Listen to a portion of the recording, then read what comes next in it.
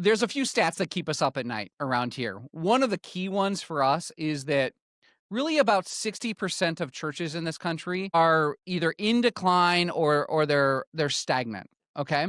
Which Amen. let's just let that sink in for just a second, 60%. And so if you're in a church that's actually reaching new people with the gospel, like even if it's just been one or two people, can we just celebrate like that's a win, okay?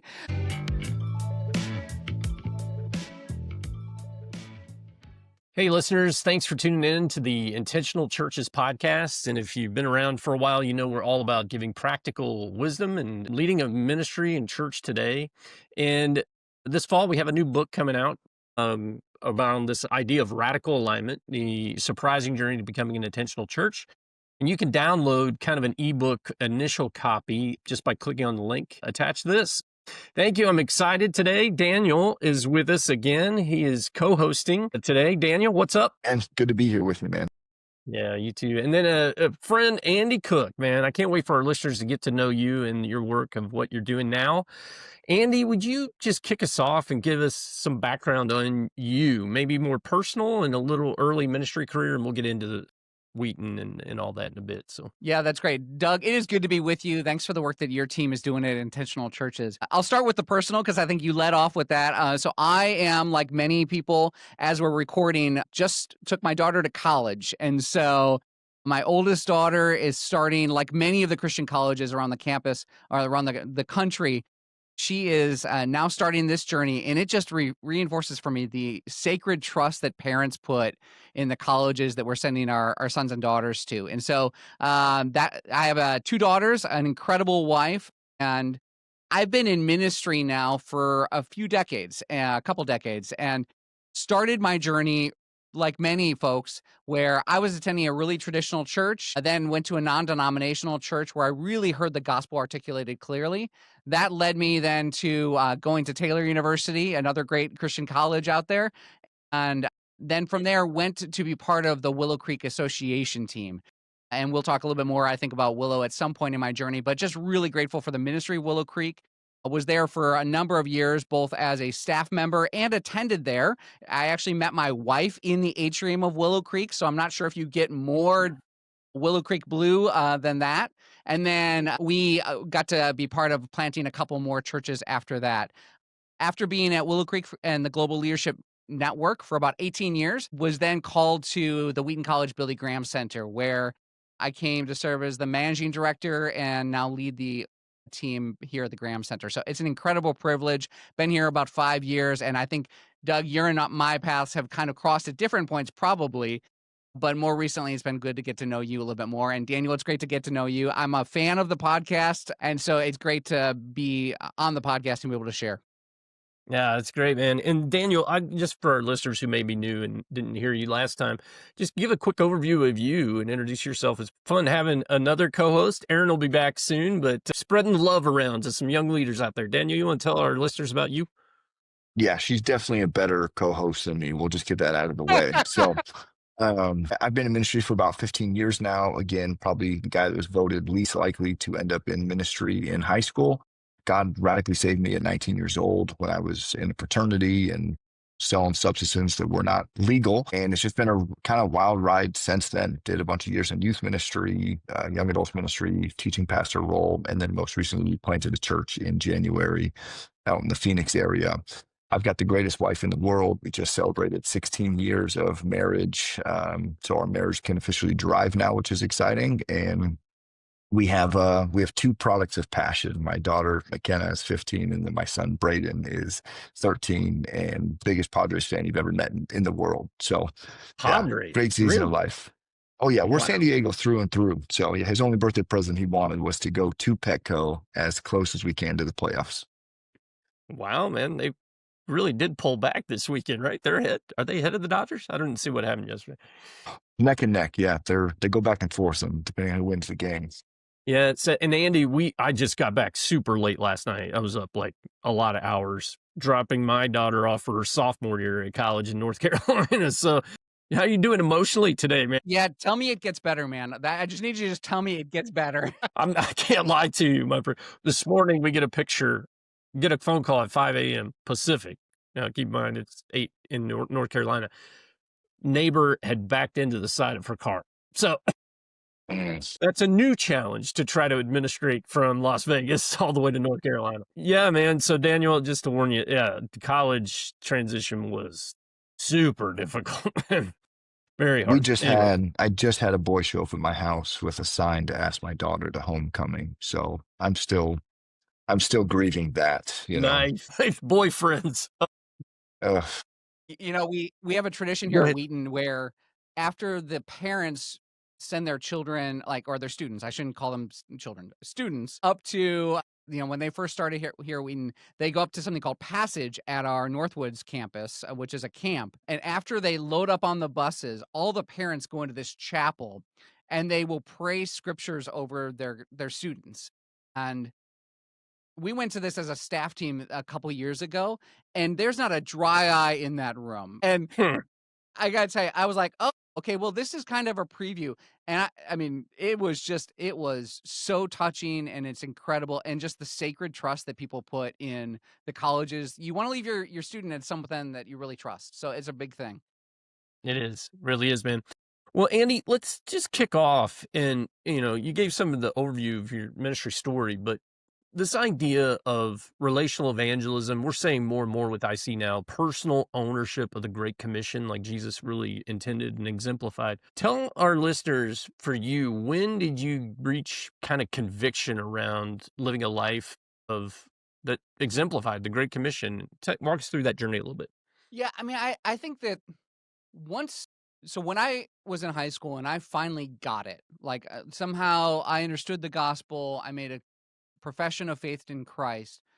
I think there's a natural thing, like, once you get it as a Christian that you kinda wanna tell everybody else about it because and you just go, "Hey," I still remember my best friend all through middle school was a guy named Billy, and, like, it was, like, the minute I met Jesus, the next thing was, like, "I gotta get Billy involved in this." I mean, we certainly had done plenty of things where we were best friends. We'd sinned together, we'd done all kinds of bad stuff together, and then I find Jesus, and I find this incredible relationship with Christ. And so I think that it started pretty much early on in just going, okay, I just found this thing. How do I help more people around me become like at least explore what Christianity would look like and a relationship with Christ specifically will look like? That really started early for me in high school. And so I was part of an incredible youth ministry where we were encouraged to invite people to youth ministry. We were encouraged to talk with our friends about Jesus and hopefully winsome way. So it started early for me. And then when Billy sat on the steps outside of our church and told me that he had accepted Christ, I just don't know that it gets much cooler than that.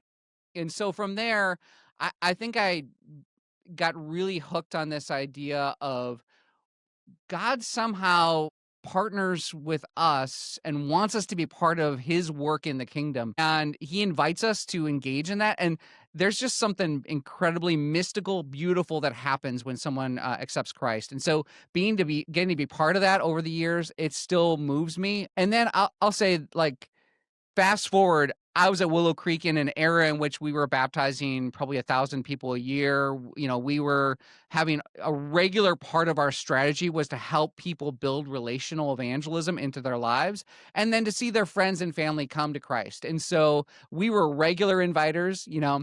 I still remember at Willow, I don't know if they still call it this or if this was like an official name or not, but we had like this lonely bench that was right outside the doors and it was an incredible community of people that happened there where all of a sudden the way that we thought about it, we realized at some point when you invite friends to church and that becomes a regular part of a local church, you're going to have a group of people who are the best partners that are standing right outside the door because Willow was a big place and it became, oh, meet me at entrance C right outside the door there and I'll make, and then we can walk in together. And so what you'd find is people like, hey, your friend tells you, hey, I might come, like, and this might happen. Now you get the text at the time, remember calls, or you're just praying and hoping. Sometimes your heart gets broken, and there's an interesting community of people who were all waiting out by the bench for their friend to come to church, and their hearts get broken at the same time. And you may not know that person's name, but you know that they share mission with you. and that they had invited someone too, and their hearts just broke a little bit, and they're going to go into the service on their own. And then sometimes you see the excitement of like, so glad you came, the person came. And so like that in and of itself is such a beautiful visual for me of what relational evangelism started to look like in my life, where it was like, hey, I want to be an inviting person. I want to talk about Christ. But it was also cool to be able to invite people to church and to see them take those steps in the journey. So I've just kind of always been, and I've gone through seasons where I've been better at it than others, but I'm always asking, how can the Holy Spirit use me in a way to help someone find Christ? Well, you're hitting on just kind of this era. I know it took us a long time to get here, but intentional church is kind of is this era that we've declared. It really has to begin with you, the leader. Relational evangelism is driven in a church when the stories and examples come from the leader. And Daniel, you referred to it a little bit. Can you share a little more of who poured into you and like, how did you get across the line of faith? And then maybe share even, how you're practicing relational evangelism as a lead guy in a very, very fast growing church right now. Yeah. Yeah, I'm really thankful I had a guy in my fraternity. Being a vocal Christian in a fraternity is not like the play. And he said that there was a gifting of leadership that was on my life, and anything that, I was excited about, other people would get excited about. And, he also was there when my life was kind of imploding. And a lot of the decisions that I had made were kind of catching up with me. And he just was really gracious in the middle of all of that and just kept inviting me to church. And I was like, the last thing I would want to go to is church, because, I grew up kind of Catholic. That was my only reference for church. Yeah. So I was thankful enough to have a guy in my fraternity that was kind of a covert Christian, right? Because it's not the environment to be a real outspoken Christian. And he noticed a gifting of leadership all my life and just said, hey, man, anything you get excited about, a bunch of people get excited about. Like, that is the gift of leadership. And so it just happened to be at the same time when my life was imploding in some regards, where a lot of choices I was making were catching up to me. The habits were starting to become addictions. And it's a long story, but he just said, hey, come to church with me one weekend. And my only context for church was, a Catholic service I went to when I was a kid that's like robes and incense and just boring. And I walk into a non-denominational church in a warehouse that a guy's up there in jeans and a t-shirt. And man, I will never forget, worship started and I just started sobbing and crying. And I didn't know what it was. I've come to understand it just was the presence of God. And man, he was unrelenting with inviting me and pouring into my life. And I had so many questions that he just answered. And so I think for me, my conversion was so radical, where really it felt like this, you know, prodigal son coming home. Like, I was the least of the least of these. And same thing, if God could do this for me, it just became, my eyes were just open to how many people were like me, living life in the darkness, but there was a chance to have the lights turned on. And so there's just been a thing in me that ironically, I think that's what's interesting now as a church leader. Nobody had to coach me in evangelism, right? It just was the natural byproduct of having met Jesus and having been born again. Was like, I just want to share this with everybody. And so anybody who's knocking on my door, I'm like, forget pest control, man. Let's talk about Jesus. Come to church with me, right?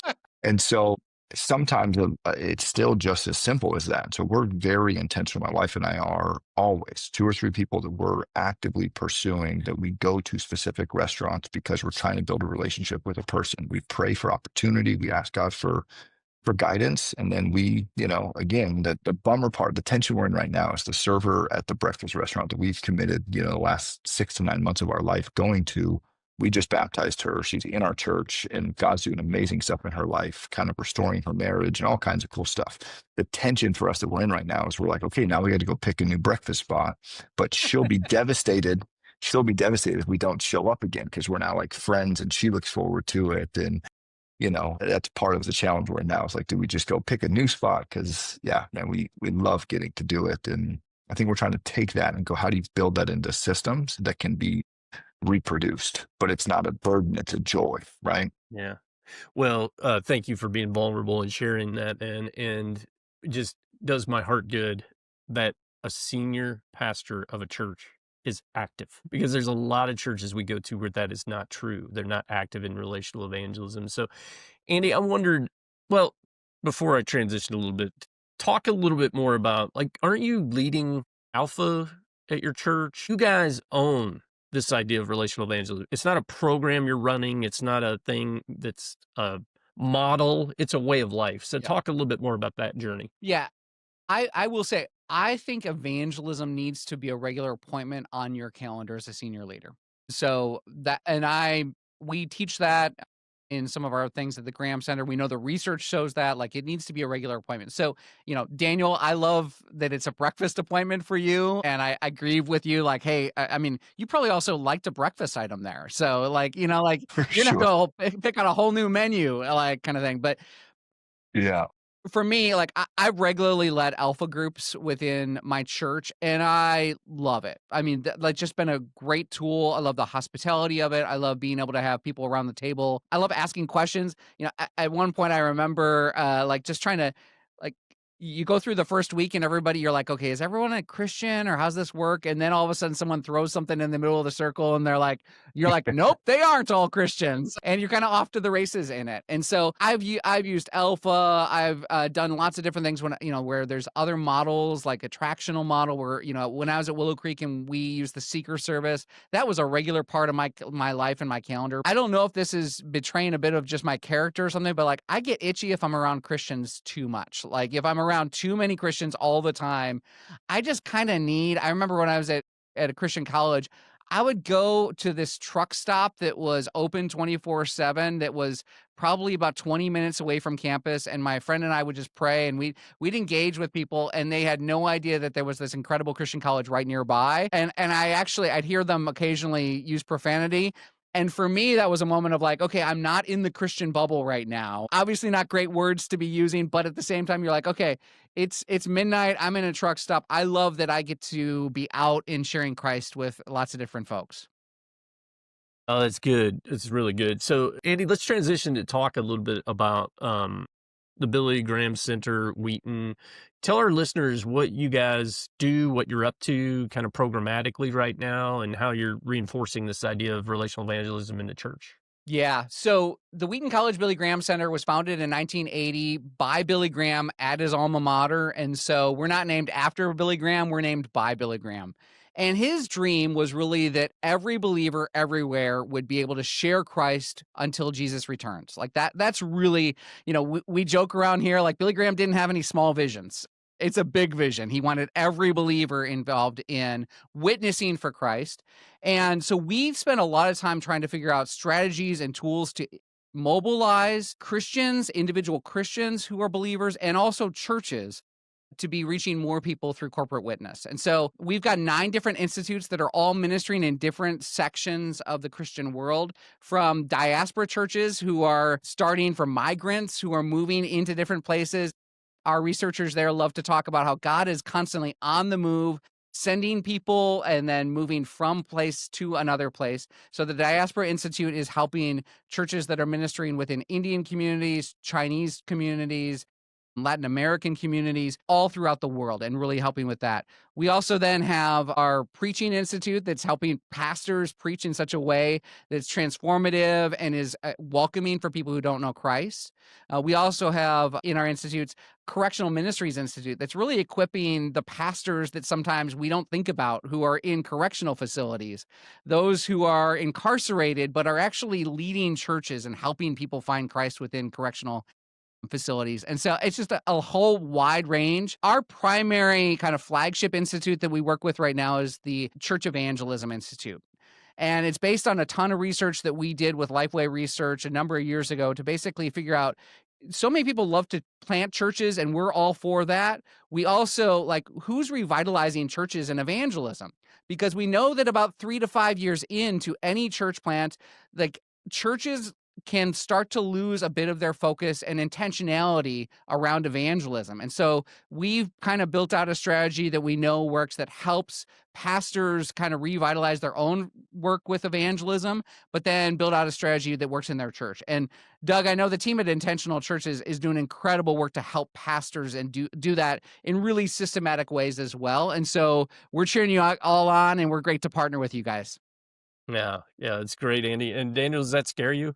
3 to 5 years in, you start losing the. Yeah, it's definitely, it's one of those things where, I think vision drift just happens. And in the beginning, it's the beauty of a church plant is it's everything is so evangelistic and reaching the community. And it is, I think you almost mistakenly make the goal to get to a point that you're established when it's like, no, this, what we're doing now really is the goal. And so how do we keep that while also understanding, yes, at some point we've got to figure out how to pay for this stuff, you know, also all of those things.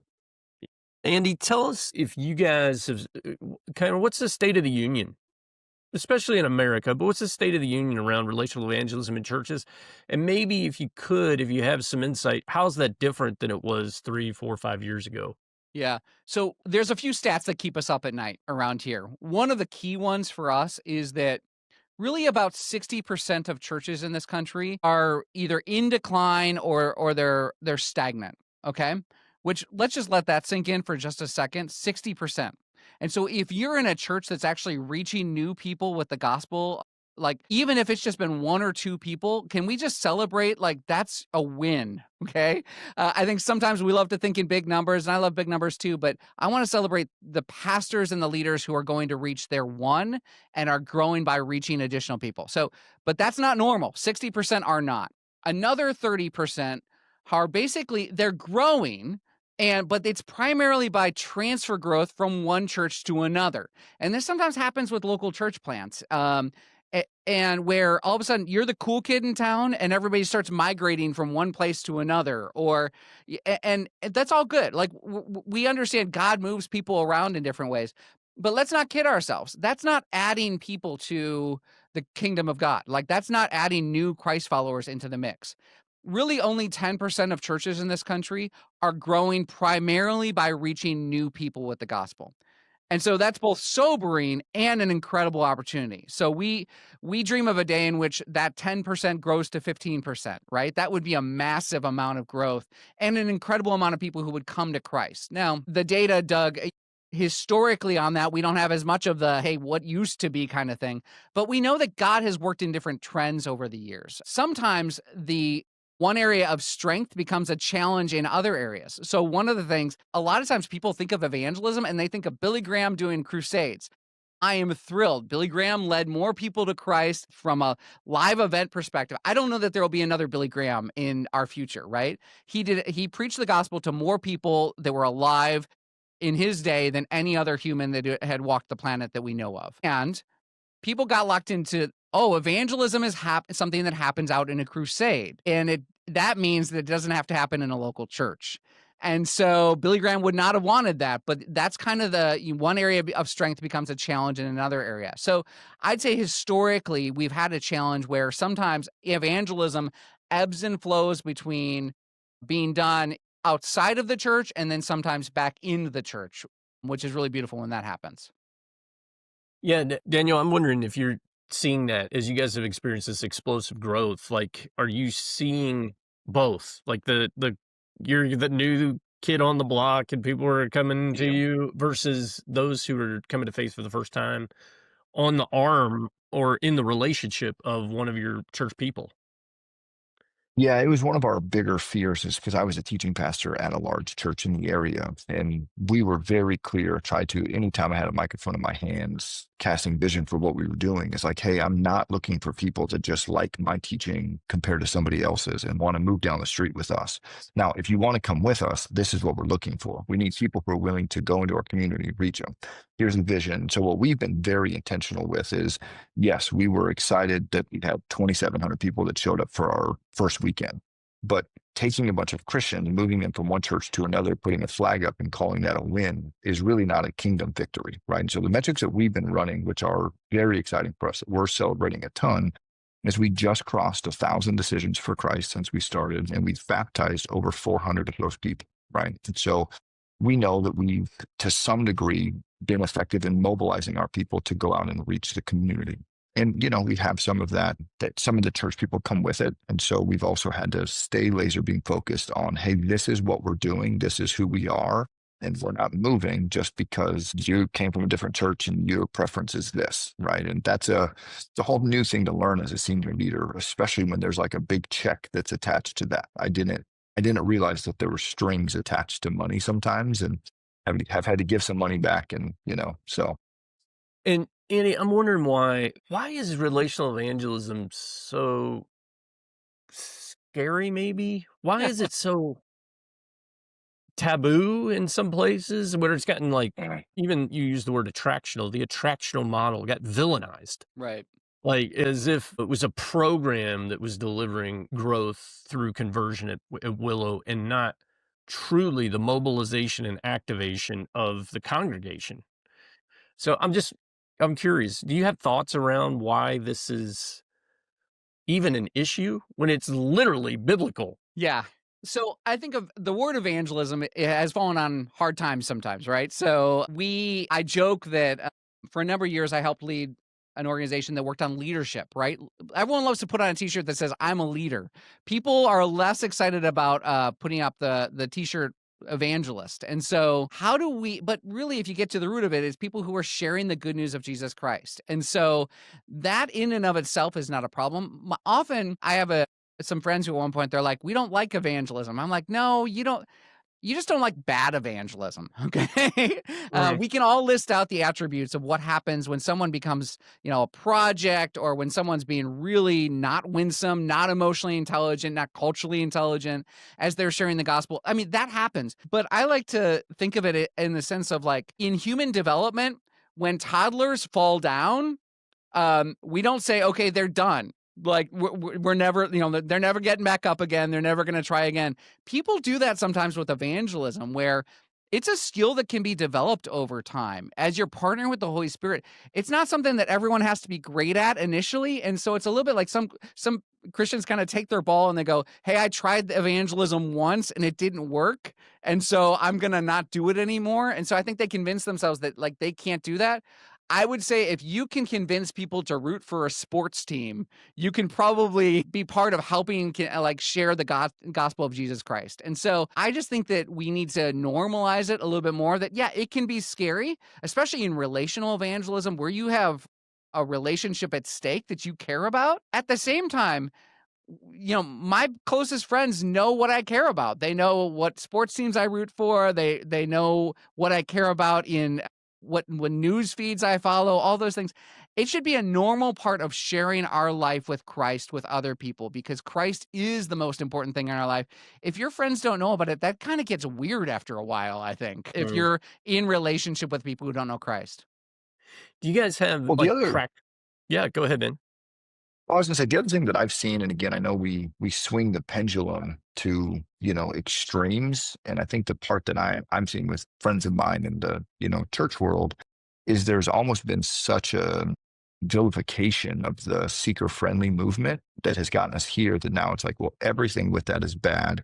And now we've got to swing the pendulum here to everything is about discipleship. And there's almost this like unspoken thing that I feel where people are like, if you're growing and you're growing quickly, it means you're doing it very surface level, right? And those are surface level. I don't even know if I would say, how do you measure when somebody's Christian? Like I've got friends that don't even measure salvations. They measure baptisms because that's at least they took a step of faith. We can track that. I don't want to give them a false sense of assurance of salvation.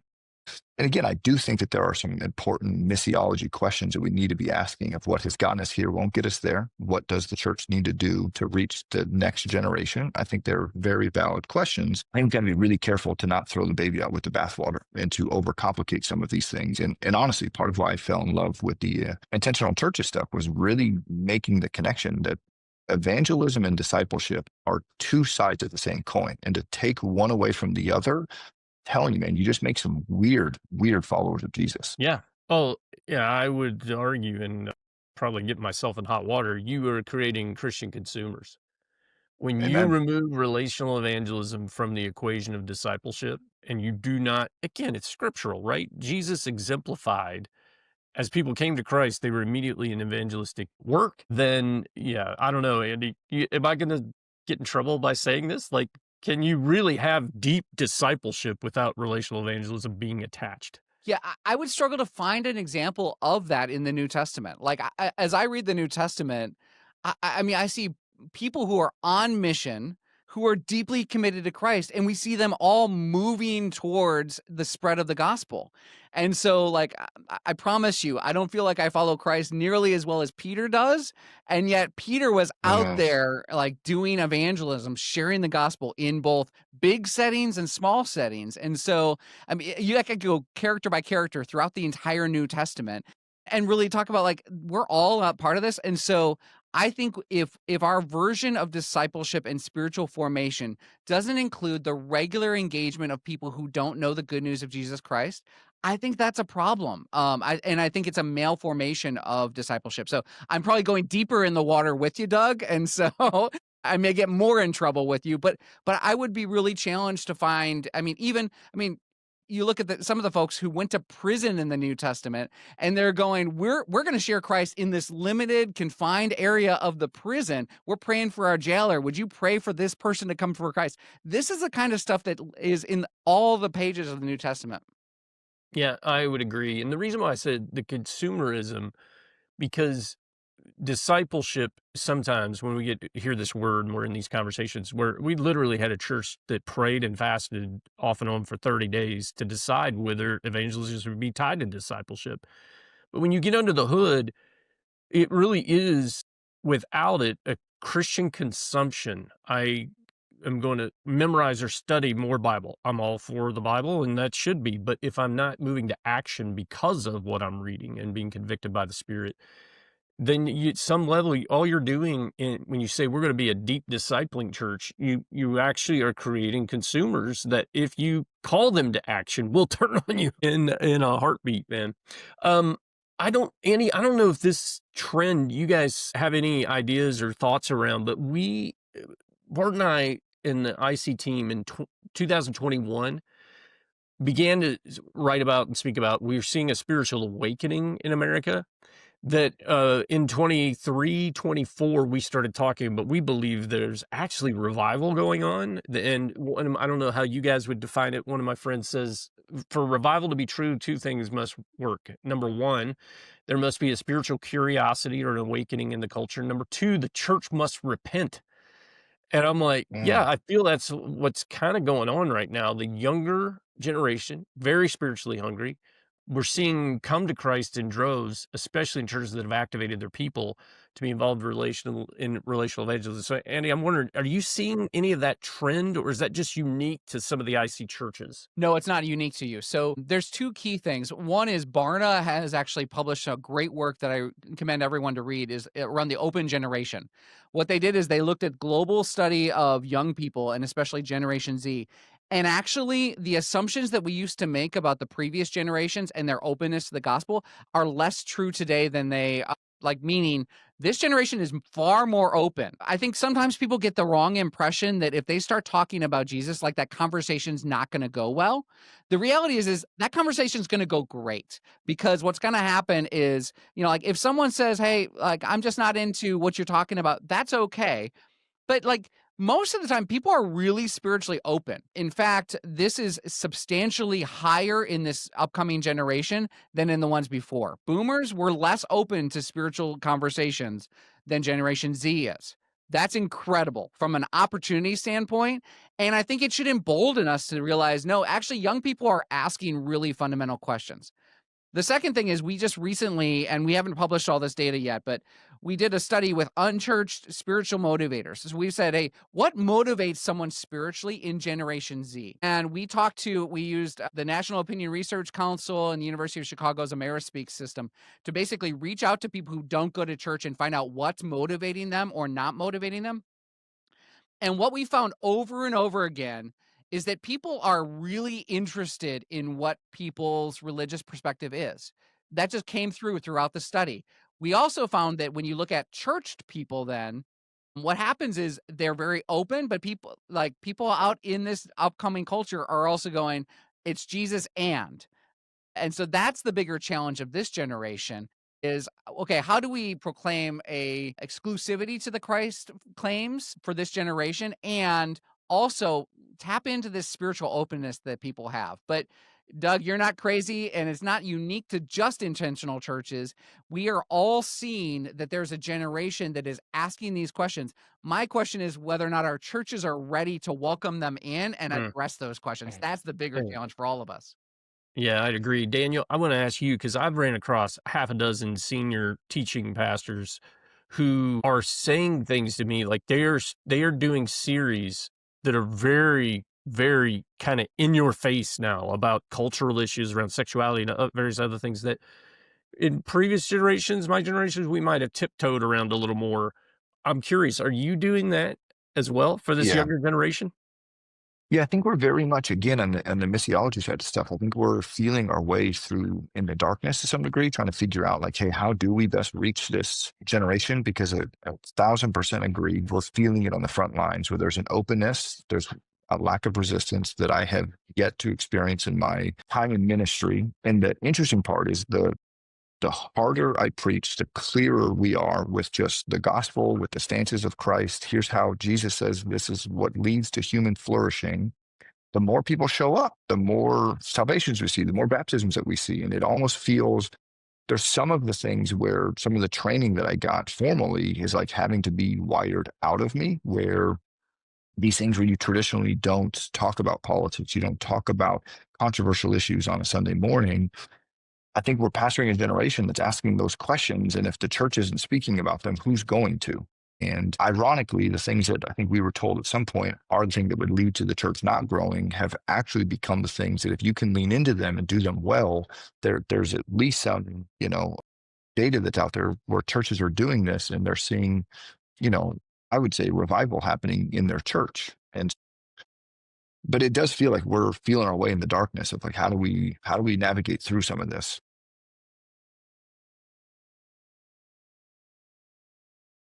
I don't know if it was I going into it, we preached through Nehemiah as we were a new church, where I think every church plant has to preach a book of Nehemiah. But there's some really hard parts in the middle of that where it's a very high call to the church. It's a high call to men, it's a high call to leadership. And there was some of that I think I felt a tendency to shy back from. But I just felt like the more I leaned into it, I remember I specifically preached a message where I said, we're living in a culture that says the greatest issue facing our culture is this idea of toxic masculinity. But I think the Bible has been clear from the very beginning that the greatest issue facing culture today is not toxic masculinity, it's a lack of biblical masculinity. And what does that look like? And how do we begin to reclaim? And I'm telling you, the response from that message, like this high charge to men, I was shocked and blown away. And it was the first, like, okay, lean into this. There's something here. There's a cultural moment that's happening where people want to know the truth, and let's give it to them. Yeah. Well, we're nearing the end of our time, but Andy, I wanted our listeners to hear you've invited intentional churches in. It's been incredible, just some of the relationships and conversations, but the Billy Graham Center's really become kind of a convener of different Yep. organizations in the world who Yep. are holding up this value of relational evangelism. So, can you kind of describe the role you see in some of those meetings? And then what are maybe one or two highlights of conversations that are happening right now out there? Yeah. So Billy Graham commissioned us to be a world hub of evangelism. And, we often want to like, what's that mean? Well, part of it is when evangelists or people who are really committed to gospel witness, when they come here, we want them to not think they're crazy. Like we want them to know that they are among sisters and brothers who are advancing the gospel and who care this much about evangelism. And so we convene the Evangelism Leaders Fellowship is an incredible group of really the chief leaders of some of the different evangelism organizations around the country and those who are leading networks of folks. They often don't have a space, but we get to get them together and we look at research together. We ask a lot of questions and we start to ask, okay, what are the gaps right now of what we don't know? And how can we get after those together? We share best practices of like, I know, the team at Intentional Churches is doing an incredible work to help local churches. And there's other ministries that are doing great stuff too. And we want to link arms and cut down on redundancy and make sure that we also can encourage one another. Hebrews talks about how can we spur one another on towards love and good deeds. That's really what we do a lot of times when we're convening folks. We'll be getting together with a number of ministries that are going into the digital space. We're going to have an entire conversation around how can the AI influence the gospel and our proclamation of the gospel. I will tell you, I won't understand a lot of that conversation, Doug, but what we can do is we get together these different ministries who are actually doing really hard work to help people come to Christ online and in places all over the world, and we create a space where they can share best practices, where they can even talk about like, hey, what are some of the things we need to be thinking about as we enter into these spaces that maybe we're not otherwise thinking about when we're in our own organization. These are the kind of things that we love to do. We also gather every year. We do a big event called Amplify, which is October 21 and 22 here at Wheaton College, where we gather together church leaders, and it's explicitly focused around evangelism. We joke around here that, as we look at our history, the things that we haven't been good at, and then we start to go, what are the things we're actually we're good at and is the center of our bullseye is evangelism.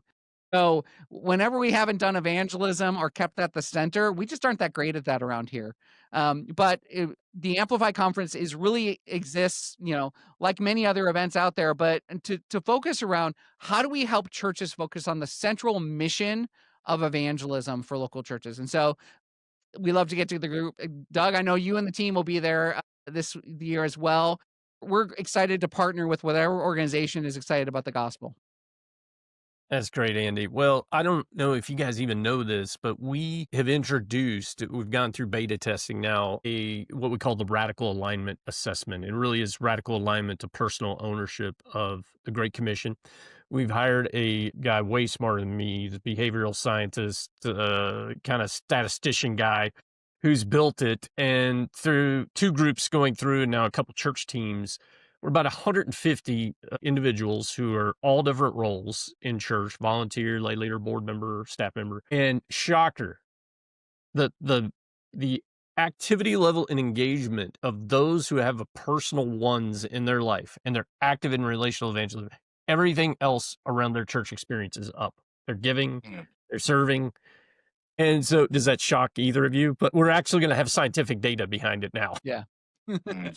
I love when data supports what scripture says. That's really helpful. Exactly. Well, thank you both for taking time. Andy, I appreciate you doing this. And listeners, if you want to check out the Radical Alignment ebook, it's a smaller sampling book coming out this fall. You can click on the link to get that download. And thank you both for being on. Can't wait to be with you guys in October, Andy. Thanks, Doug.